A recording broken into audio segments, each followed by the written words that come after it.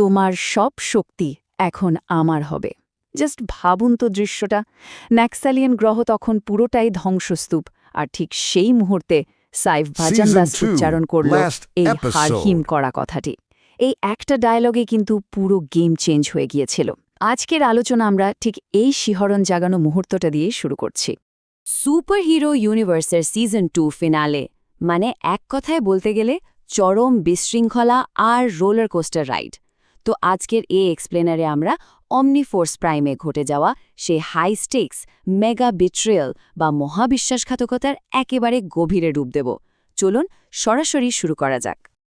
আচ্ছা, প্রথমেই আসি অন্ধকার শক্তির উত্থান এবং ন্যাক্সালিয়ানের পরবর্তী অবস্থায়। এই বিশাল ক্ষমতার হাত বদলটা ঠিক কিভাবে হলো? দেখুন, হিরো টিম তখন ভাঙা, পরিশ্রান্ত এবং একে অপরের সাহায্যে কোনো মতে উঠে দাঁড়ানোর চেষ্টা করছে। ঠিক সেই সুযোগটাই নিল সাইফ ভজনদাস। সে একটা নিখুঁত ট্যাকটিক্যাল মুভ চালল, ডার্ক সোল এক্সট্র্যাকশন। অজ্ঞান হয়ে পড়ে থাকা এনশিয়েন্ট ডিমেলা আলভির শরীর থেকে সে আক্ষরিক অর্থেই ভয়ঙ্কর সব শক্তি নিজের ভেতর টেনে নিল। Demon fire core, shadow destroyer energy, warstorm force, আর সেই সাথে এনশিয়েন্ট ডার্ক পালস। হ্যাঁ, ঠিক শুনেছেন, চারটে পাওয়ার। এই চারটে আলাদা ডাইমেনশনের শক্তি এক হওয়ায় সাইফের থ্রেট লেভেল যে ঠিক কোথায় গিয়ে ঠেকেছে সেটা আর বলার অপেক্ষা রাখে না। মানে পরবর্তী ফাইট শুরু হওয়ার আগেই সে কিন্তু পুরো ব্যালেন্স নিজের দিকে টেনে নিয়েছিল। এরপরে আমরা চলে যাচ্ছি অমনিফোর্স প্রাইমে প্রবেশ এবং মাল্টিভার্সেস সেন্টারের দিকে। বিশাল এই পাওয়ার শিফটের পর দুই পক্ষই একটা গ্যালাক্সি গেট পার হয়ে সম্পূর্ণ নতুন একটা ব্যাটলফিল্ডে এসে পড়ল। সবার টার্গেট কিন্তু একটাই, অমনিফোর্স পাওয়ার ওয়াচ। ভাসমান একটা টাওয়ারের ভেতর রাখা এই জিনিসটা শুধু যে একটা আর্টিফ্যাক্ট তা কিন্তু নয়, এটা লিটারালি পুরো মাল্টিভার্সের শক্তির একেবারে কোর বা কেন্দ্র। বুঝতেই পারছেন, এর কন্ট্রোল যার হাতে, পুরো মাল্টিভার্স তার। কিন্তু টাওয়ারে ঢুকেই হিরোরা এমন এক বিপদের মুখে পড়ল যার জন্য তারা মোটেও প্রস্তুত ছিল না। কায়েলথার মানে ভয়েড এম্পেরার, এর ক্ষমতাগুলো একটু খেয়াল করুন। Void reality control, black star lightning, dimension break, gravity collapse আর infinite fear wave. Space manipulate করার এই পাওয়ারগুলো নেক্সিরিয়ানের রেডিয়েশনের চেয়েও বহুগুণ বেশি ধ্বংসাত্মক প্রমাণিত হল। আর এরপরই শুরু হলো দ্য আল্টিমেট শোডাউন, টাওয়ারের ভেতরের সেই দুর্দান্ত ট্যাকটিক্যাল ম্যাচআপগুলো। টাওয়ারের ভেতর ঢোকার পর পুরো কিয়সটা দারুণ কিছু ওয়ান-অন-ওয়ান ফাইটে বদলে যায়। প্রথমেই দেখুন আলো আর অন্ধকারের সেই আইকনিক ক্ল্যাশ। একদিকে সাকিনের সোলার নোভা মোড আর সোলার শিল্ড, আর তাকে কাউন্টার দিচ্ছে আদিয়ান জামান তার চোখ ধাঁধানোর ডার্ক স্টর্ম আর শ্যাডো ব্লেড দিয়ে। একদম classic light versus dark moment. ঠিক একই সময়ে আরেক দিকে মাহমুদ তার ওশন লেভিয়াথন কিং ফর্মে একটা বিশাল সাইজের ওয়াটার ড্র্যাগন সামন করল। কেন? কারণ নেক্সিরিয়ানের হাইলি টক্সিক রেডিয়েশন স্টর্মকে সরাসরি আটকাতে এর চেয়ে ভালো কোনো কাউন্টার অ্যাটাক হতেই পারত না। এই পানি আর রেডিয়েশনের সংঘর্ষে পুরো টাওয়ার রীতিমতো কাঁপছিল। আর রুহাদের ফাইটটার কথা তো বলতেই হয়। কায়েলথারের গ্র্যাভিটি ক্র্যাশ এতই মারাত্মক ছিল যে স্রেফ সার্ভাইভ করার জন্য রুহাদকে মরিয়া হয়ে মাল্টিভার্স জাম্প করতে হয়েছিল। এই লেভেলে স্পেশাল ট্যাকটিক্স কিন্তু আমরা আগে খুব একটা দেখিনি।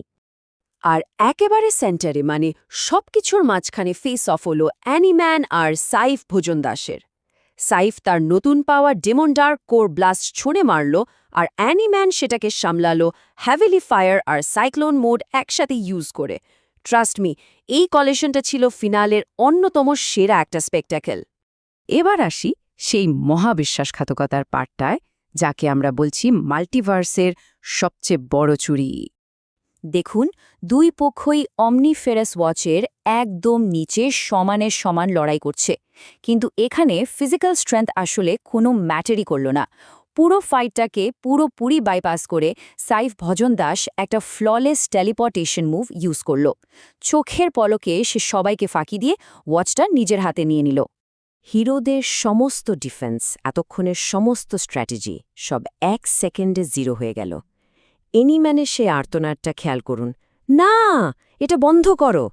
এই একটা কথায় আসলে বোঝা যাচ্ছিল তারা রিয়েলাইজ করে ফেলেছে যে গেম ওভার, তাদেরকে পুরোপুরি বোকা বানানো হয়েছে।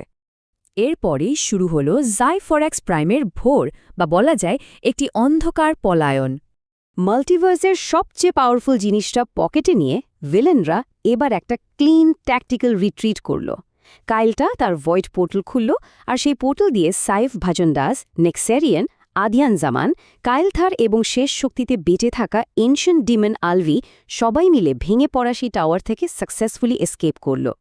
তবে পোর্টালে অদৃশ্য হয়ে যাওয়ার ঠিক আগে সাইফ এমন একটা কথা বলে গেল যা শুনে সবার শিরদাঁড়া দিয়ে একটা ঠান্ডা স্রোত বয়ে যাওয়ার কথা। পরের যুদ্ধ হবে জাইফরাক্স প্রাইমে। এই একটা স্টেটমেন্ট পুরো ওয়ারজোনটাকে শিফট করে দিল এমন এক অন্ধকার আর অজানা ইউনিভার্সে যার সম্পর্কে আমরা কেউই কিছু জানি না। টাওয়ারের ধ্বংসস্তূপের মাঝে দাঁড়িয়ে হিরোরা বুঝতে পারল এই রাউন্ডে তারা ট্যাকটিক্যালি হেরে গেছে, কিন্তু তাদের স্পিরিট একটুও ভাঙেনি। এনিম্যান আর রোহাদের প্রতিজ্ঞায় সেটা একদম ক্লিয়ার, আমরা হেরে যাইনি, আমরা শুধু প্রস্তুত না ছিলাম। সিজন 3তে আমরা সব ফিরিয়ে নেব। এই কামব্যাক অ্যাটিটিউডটাই কিন্তু দেখার মতো বিষয়। তো এই পুরো এক্সপ্লেনারের শেষে এসে একটা বিশাল প্রশ্ন কিন্তু থেকেই যাচ্ছে, সিজন 3 কি হিরোদের জন্য একটা এপিক রিডেমশন স্টোরি হতে যাচ্ছে, নাকি জাইফরাক্স প্রাইমে অপেক্ষা করছে তাদের জন্য চূড়ান্ত ধ্বংস? কাউন্টডাউন কিন্তু অলরেডি শুরু হয়ে গেছে। মহাকাব্যিক এই কাহিনী পরবর্তী চমকের জন্য প্রস্তুত থাকুন।